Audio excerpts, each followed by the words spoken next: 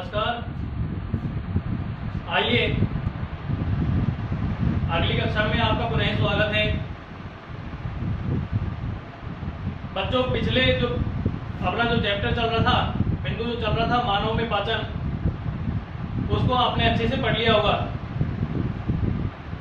आज हम पढ़ने जा रहे हैं मनुष्य में श्वसन तंत्र। मनुष्य का जो श्वसन तंत्र होता है, जो हम श्वसन क्रिया करते हैं, उस श्वसन क्रिया के बारे में आज हम अध्ययन करेंगे। तो हमारा जो बिंदु है, हमारा जो टॉपिक है, जो पाठ का नाम है, वो है मनुष्य का श्वसन तंत्र।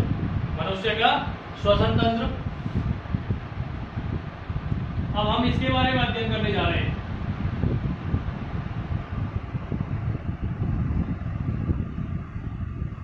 इसमें हम श्वसन तंत्र की संरचना के बारे में पढ़ेंगे।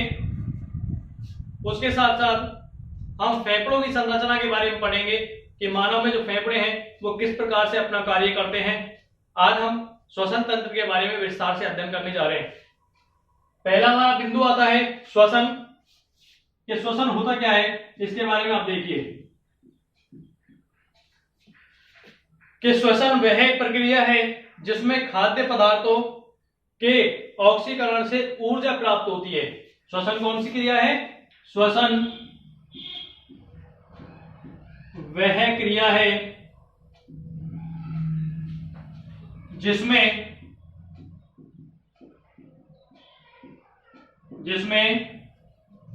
खाद्य पदार्थों के, जो हम भोजन ग्रहण करते हैं ना, उसके बारे में बता रहा है। खाद्य पदार्थों के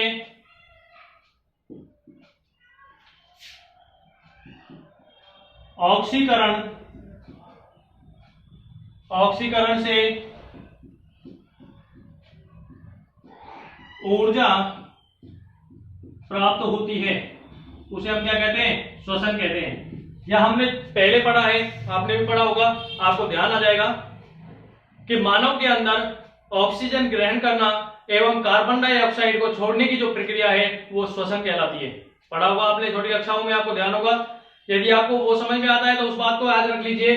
केवल हमारा जो स्टैंडर्ड बढ़ा है, हमारी जो हम पहली, दूसरी, तीसरी, चौथी, पांचवी, अब हम 12वीं स्टैंडर्ड में हैं, तो उसके हिसाब से हमको क्या है, ये बात समझ में आनी चाहिए कि वो ऑक्सीजन और कार्बन डाइऑक्साइड जो शरीर के अंदर भी बनती है, लेकिन कहाँ बनती है वो देखिए कि श्वसन वह क्रिया, जो हम भोजन ग्रहण करते हैं, उस भोजन का विघटन होता है। विघटन होने के बाद उसमें क्या होता है? पदार्थों के ऑक्सीकरण से, जब पदार्थ जो भोजन किया है ना, उन पदार्थों का ऑक्सीकरण होता है तो उससे क्या प्राप्त होती है? ऊर्जा प्राप्त होती है। वो क्या कहलाता है? श्वसन कहलाता है। या सीधी शब्दों में हम क्या कहें कि ऑक्सीजन ग्रहण करना और कार्बन डाइऑक्साइड को छोड़ना की प्रक्रिया क्या कहलाती है? श्वसन कहलाती है। इसमें लिखिए आगे, श्वसन दो प्रकार का होता है। श्वसन दो प्रकार का होता है। देखिए कौन कौन सा होता है। नंबर 1 लिखिए बाह्य श्वसन,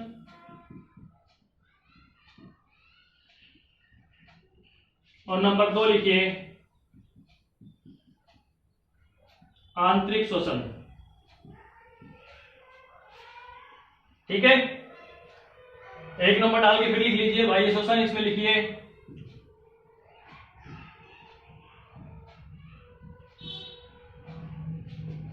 इसमें श्वसन की वह प्रक्रिया, श्वसन की वह प्रक्रिया जिसमें वातावरण से O2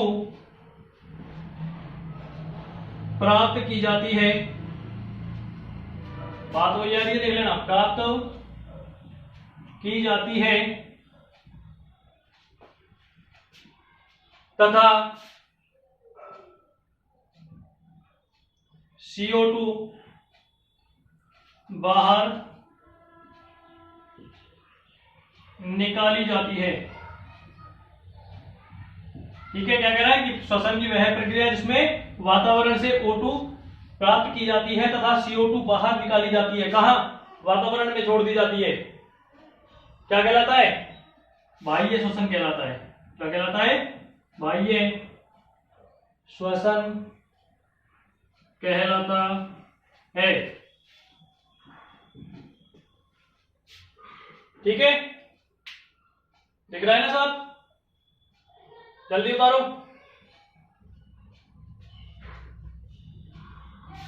और ऐसे यदि जल्दी थोड़ा नहीं हो पा रहा है ना, तो उसको पॉज कर लिया करो, और पॉज करने के बाद फिर उसको देख के और फिर उतार लिया करो। ठीक है, मिटा रहा हूं। दूसरा नंबर डाल के लिखिए, आंतरिक श्वसन।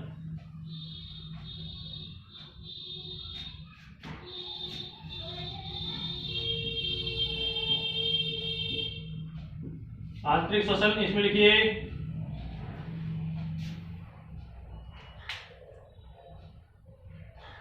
श्वसन की वह प्रक्रिया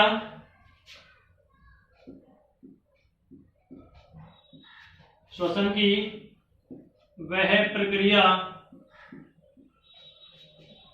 जिसमें श्वसन की वह प्रक्रिया जिसमें O2 पचित भोजन, यानी पाचन के बाद की जो की स्थिति है, पचित भोजन का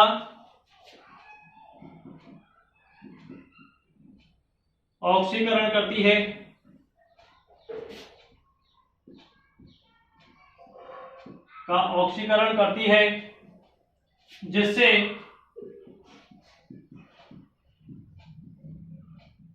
जिससे ऊर्जा मुक्त होती है।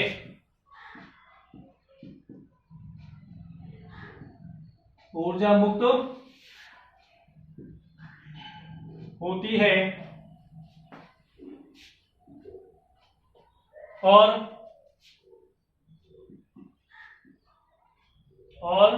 CO2 बाहर निकाल दी जाती है। बात दोनों लगभग समान है, थोड़ा सा अंतर है केवल।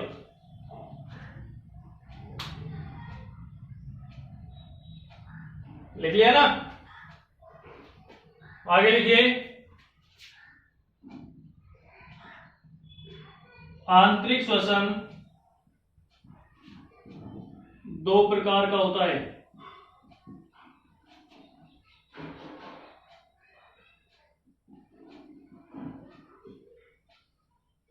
कौन कौन सा है देखिए।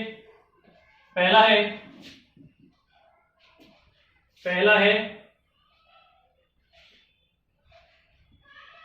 अनॉक्सी,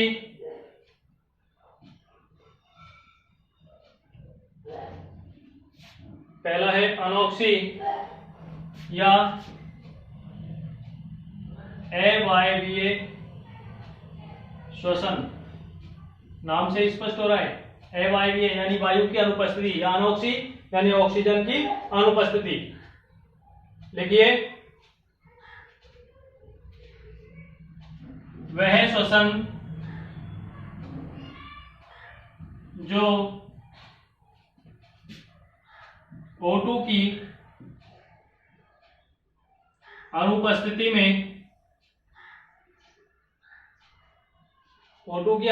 में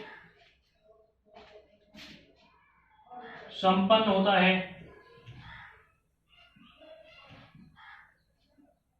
अनॉक्सी या अवायवीय श्वसन कहलाता है। अनॉक्सी या अवायवीय श्वसन कहलाता है।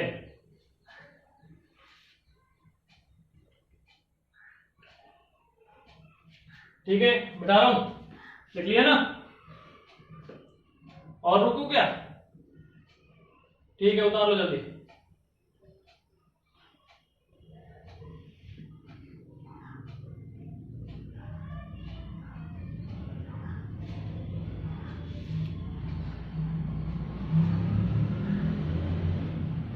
उतार लिया?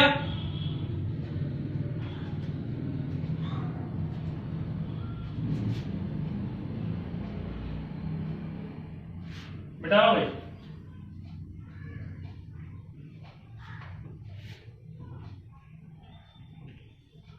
दूसरा लिखिए,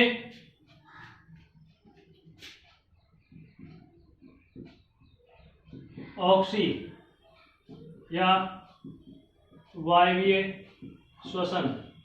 नाम से स्पष्ट हो रहा है, जब वो बता दिया तो अपने आप समझ में आ गया होगा। जो वायु की उपस्थिति में या ऑक्सीजन की उपस्थिति में संपन्न होता है। लिखिए, वह श्वसन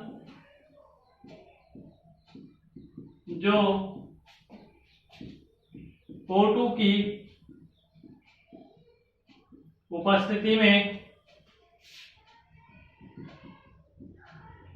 संपन्न होता है,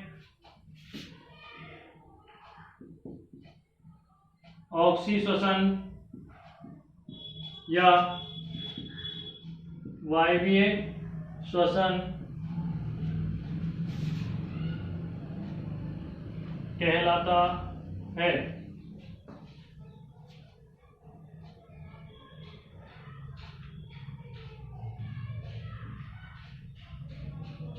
लिखिए ना, एक अभिक्रिया लिखिए, नीचे स्टार लगा के लिखिए,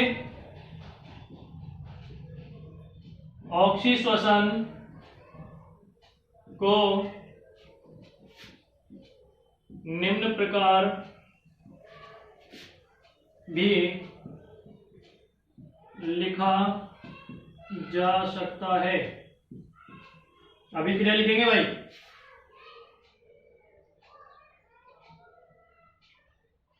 कौन सी अभिक्रिया लिखेंगे? देखिए, C6H12O6। जब ग्लूकोज की अभिक्रिया, क्या बोलते हैं इसको? ग्लूकोज बोलते हैं भाई। जब ग्लूकोज की अभिक्रिया किसके साथ करवाते हैं? ऑक्सीजन के साथ करवाते हैं। किसके साथ करवाते हैं? ऑक्सीजन के साथ। तो क्या किसका निर्माण होता है? कार्बन डाइऑक्साइड बन जाती है, उसके साथ जल का निर्माण हो जाता है, और जल के साथ किसका निर्माण होता है? ऊर्जा का निर्माण हो जाता है, जो कि एटीपी के रूप में संचित कर ली जाती है या निकाल दिया जाता है। ठीक है, क्लियर है? अब इसको आप संतुलित करिए। संतुलित करना सीखा होगा ना आपने, कि रासायनिक समीकरणों को 10वीं में पढ़ लिया था हमने। आपकी कोई नया बिंदु नहीं है कि रासायनिक समीकरणों को संतुलित करने की जो प्रक्रिया है वो हमने समझ ली थी ना, जानते हैं उसको, हम जानते हैं। तो इस अभिक्रिया को संतुलित कीजिए, देखिए संतुलित है कि नहीं है। सब परमाणुओं को हमको गिनना है, सब परमाणुओं की संख्या को हमको गिनना है। इसमें कार्बन की संख्या 6 है, इधर कार्बन की संख्या कितनी है? 1 ही है। इधर हाइड्रोजन कितने? 12। इधर हाइड्रोजन कितने? 2। इधर ऑक्सीजन कितने? 6 और 2 8। और इधर ऑक्सीजन कितने? 2 और 1 3। ठीक है, इस रासायनिक समीकरण को हमको संतुलित करना है। करिए, कैसे करते हैं? हमको दोनों पक्ष बराबर करने होते हैं, इधर वाला पक्ष और इधर वाला पक्ष। इधर जितने परमाणुओं की संख्या है वो इतने ही परमाणुओं की संख्या इधर होनी चाहिए। हमको केवल इसको संतुष्ट करना है। ठीक है, दोनों पक्षों को संतुष्ट करना है। LHS बराबर RHS, दोनों पक्ष संतुष्ट करने भाई हमको। ठीक है, आइए करिए। देखिए, यदि हम यहाँ 6 लगा दें तो अब देखिए ऑक्सीजन की संख्या कितनी हो गई? कितनी हो गई? 6 दूनी 12 और 12 और 6 18। कार्बन कितने हैं? 6। तो कार्बन 6 है, तो यहाँ हमको क्या लगाना पड़ेगा? 6 लगाना पड़ेगा। तो अब कार्बन की संख्या तो 6 हो गई, लेकिन ऑक्सीजन की संख्या देखिए कितनी हो गई? 6 दूनी 12 और 1 13। और यहाँ ऑक्सीजन कितने? 6 और 12 कितने हो गए? 18 हो गए। तो ये भी कितने होने चाहिए? 18 होने चाहिए। ये 18 कब होंगे? क्योंकि 6 दूनी 12 तो ये हो गए, और यहाँ हम 6 और लगा दें तो ये कितने हो गए? 18 हो गए। तो हमारी समीकरण देखिए संतुलित हो गई क्या? कार्बन की संख्या कितनी है? 6। कार्बन कितने? 6। हाइड्रोजन कितने? 12। हाइड्रोजन कितने? 6 दूनी 12। ऑक्सीजन कितने? 6 और 12 18। और इधर कितने? 6 दूनी 12 और 6 18। यानी हमारी रासायनिक समीकरण पूरी तरह से संतुष्ट है, संतुलित है। और हमको संतुलित रासायनिक समीकरण ही लिखनी थी। ये हमारा जो श्वसन से संबंधित जो बिंदु है वो संपूर्ण हो गया है। अब हम अगले बिंदु में, एक बार मैं आपको बता देता हूं, जो हम पढ़ रहे हैं ना उस पर आप विशेष ध्यान दिया करो। समय कम है हमारे पास, समय हमारे पास बहुत कम है।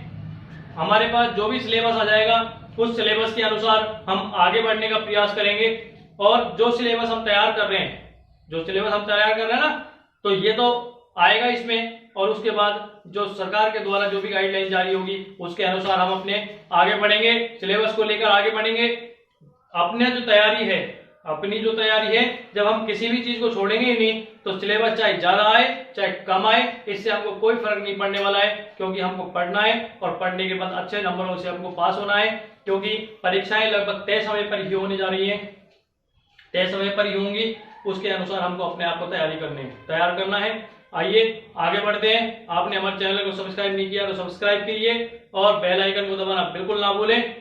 आपको एक बात स्पष्ट कर देता हूं, हमको अपने मन से अपने दिमाग को बिल्कुल स्थिर करके अपने लक्ष्य को तय करके आगे बढ़ना है। हमको अच्छे से पढ़ना है, अच्छे से मेहनत करनी है, घर वालों का जो विश्वास है उसको बनाए रखना है। इसी के साथ आज हमारा श्वसन का जो बिंदु है ये संपूर्ण हो गया। इसके बाद अगला जो बिंदु आएगा थोड़ा सा लेंदी है, क्योंकि एक में ही पूरा होना चाहिए, एक ही वीडियो में, इसलिए उसके लिए अगला वीडियो हम कल बनाएंगे, उसको आपको डालेंगे तो उसकी सूचना आपको तुरंत मिले। इसके लिए आप हमारे बेल आइकन को दबाना बिल्कुल ना भूलें, जरूर दबाएं और हमारे साथ जुड़े रहें, डटे रहें, जिससे आपकी अच्छे से पढ़ाई हो सके, आप अच्छे से मेहनत कर सकें, अच्छे से आगे बढ़ सकें, अच्छा स्कोर बना के अच्छे नंबरों से पास हो सकें, अच्छा परिणाम आप प्राप्त कर सकें। आप भी खुश रहो, आपके घर वाले भी खुश रहें इस बात से, और विद्यालय का भी नाम रोशन हो, इसके लिए आप लगातार इसी प्रकार से मेहनत करते रहिए, जुड़े रहिए हमारे साथ। अब हम अगले बिंदु के बारे में कल बात करेंगे। नमस्कार।